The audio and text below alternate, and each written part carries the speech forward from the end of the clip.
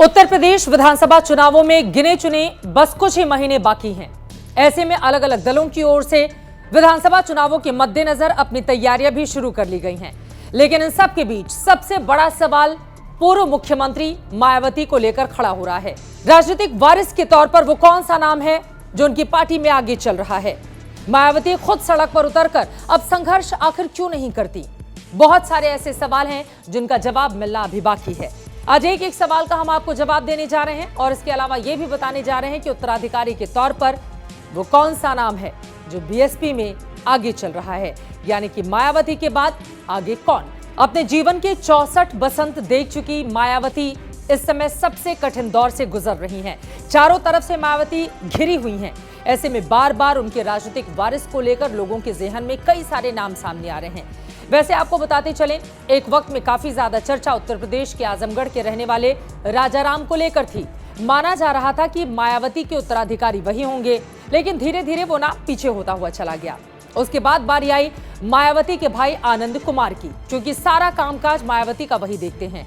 उसके बाद नाम आया उनके भतीजे आकाश का। आकाश अक्सर मायावती के साथ बड़े बड़े राजनीतिक मंच पर नजर भी आए। कभी उनके जूते को लेकर सवाल पूछा गया तो कभी उनके कपड़ों को लेकर, और इस पर भी बीएसपी की अपनी अलग अलग दलीलें रहीं। इसके अलावा भी बहुत सारे ऐसे दलित नेता हैं जिनको लेकर चर्चा इस बात की है कि मायावती के बाद उन्हीं के नामों को बीएसपी आगे कर सकती है। मायावती ने अपने 5 दशक लंबे सियासी सफर में बहुत सारे उतार चढ़ाव देखे, बहुत मुश्किलें देखी, उन सब से पार पाया।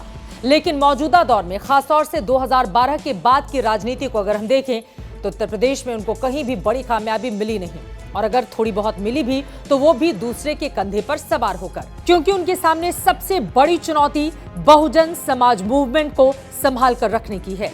इसके चलते मायावती के राजनीतिक वारिस को लेकर कयास लगाए जा रहे हैं जो उनके बहुजन मूवमेंट को लेकर आगे जा सके। मायावती के भाई आनंद कुमार को एक बार मायावती के उत्तराधिकारी के तौर पर देखा जा रहा था, क्योंकि साल 2018 में अंबेडकर जयंती के मौके पर बाबा साहब को श्रद्धांजलि देते हुए मायावती ने अपने भाई आनंद कुमार को बीएसपी का राष्ट्रीय उपाध्यक्ष बनाने का ऐलान किया था। मायावती ने कहा था, मैंने अपने भाई आनंद कुमार को इस शर्त पर बीएसपी में लेने का फैसला किया है कि वो कभी भी एमएलसी, विधायक, मंत्री या मुख्यमंत्री नहीं बनेगा। इसी वजह से मैं आनंद को राष्ट्रीय उपाध्यक्ष बना रही हूं। हालांकि 6 महीने भी नहीं गुजरे थे, मायावती ने अपने भाई को इस पद से हटा दिया और उनकी ओर से यह कहा गया था कि राष्ट्रीय अध्यक्ष पद पर रहते हुए उनके नाते, रिश्तेदार, भाई भतीजा में से कोई भी इस पद पर नहीं रहेगा और कोई भी महत्वपूर्ण पद उनको नहीं दिया जाएगा। और इसी वजह से माना जा रहा है कि इस लिहाज से मायावती की बातों को अगर सच माना जाए तो फिर आनंद कुमार इस रेस से बाहर हो जाते हैं। दरअसल इसके पीछे एक वजह यह भी मानी गई कि आनंद एक समय नोएडा में क्लर्क हुआ करते थे, पर मायावती जब यूपी की सियासत में चमकी तो आनंद की किस्मत ही खुल गई। इसी के साथ केंद्रीय जांच एजेंसियों के निशाने पर भी आनंद के साथ साथ मायावती भी आ गई हैं। मायावती को क्लीन चिट मिल गई, लेकिन आनंद जांच के घेरे में हैं। राजनीतिक वारिस के तौर पर मायावती के बाद फिलहाल उनके भतीजे आकाश भी दिखाई दे रहे हैं।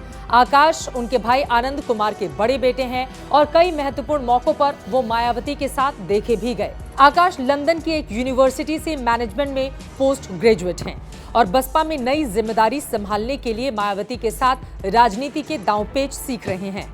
माना जा रहा है कि मायावती के राजनीतिक उत्तराधिकारी आकाश ही होंगे और इसी वजह से राजनीति की बारीकी से गुण सिखाते हुए मायावती उन्हें वक्त बेवक्त नजर भी आ जाती हैं। हालांकि मायावती से एक बार उत्तराधिकारी को लेकर जब सवाल पूछा गया था तो आकाश को लेकर उनकी ओर से कहा गया था कि दलित बिरादरी से ही कोई उनकी पार्टी का मुखिया होगा, लेकिन फिलहाल कोई उनके परिवार से नहीं होगा। जब उन्होंने परिवार शब्द का इस्तेमाल किया था तो लगा कि आकाश को हो सकता है ये जिम्मेदारी नहीं दी जाए।